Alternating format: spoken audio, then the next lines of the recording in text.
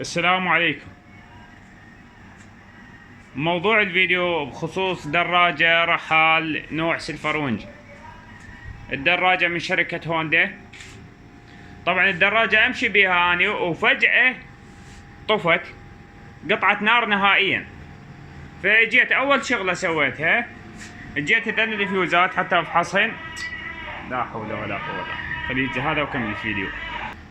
فاول شغلة سويتها جيت فحصت الفيوزات ذني. طبعا الجنطة رافعها انا بهذه الخشبة لان هذا الجك مالتها خربان فاقس وما صح لي جك هسه حتى اشتري لها ابد له.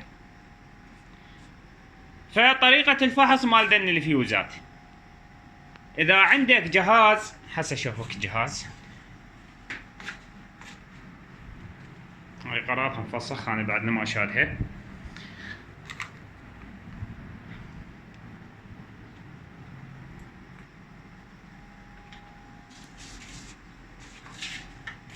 اذا عندك جهاز مثل هذا شو تسوي؟ الشغلة على الصفارة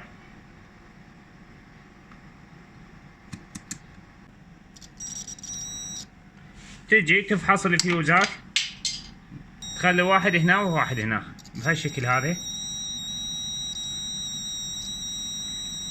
من يطلع صوت يعني الفيوز ما بيشي.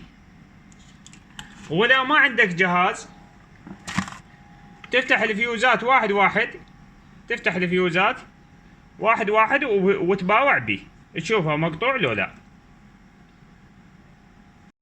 فحصت الفيوزات ما بيهن شي، والريليات فحصتهن. بعد ما فحصت الفيوزات ايضا ما لقيت بيهن شي. فالعطل كان هنا بالفيشة. جيت للجوزة حتى اتبعها، فتحت هذا الكفر كله، وقبل ما افتح الجوزة اتبعت الضفيرة مالتها. الضفيرة مال الجوزة هذه هي وحدة من كلبسات هذه الفيشة لقيتها معطبة ومقطوعة اصلا. فرحت لابو محمد الحداد صديقه، هو انطاني فيشة، انطاني اياها الرجال ببلاش جزاه الله خير. اخذت الكلبسة مالتها ركبتها ولفيت الواير ولحمت عليه سولدر مثل ما واضح امامكم. طبعا السبب الرئيسي اللي يخلي الفيشة تعطب هو سبب الغسل.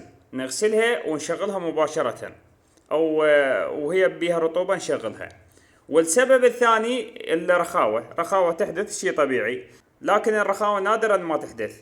هاي الفيشة هسه من راح ارجعها، راح اضربها تيب كاملة بحيث راح نضربها تيب، راح اشوفكم وياها شلون اسويها.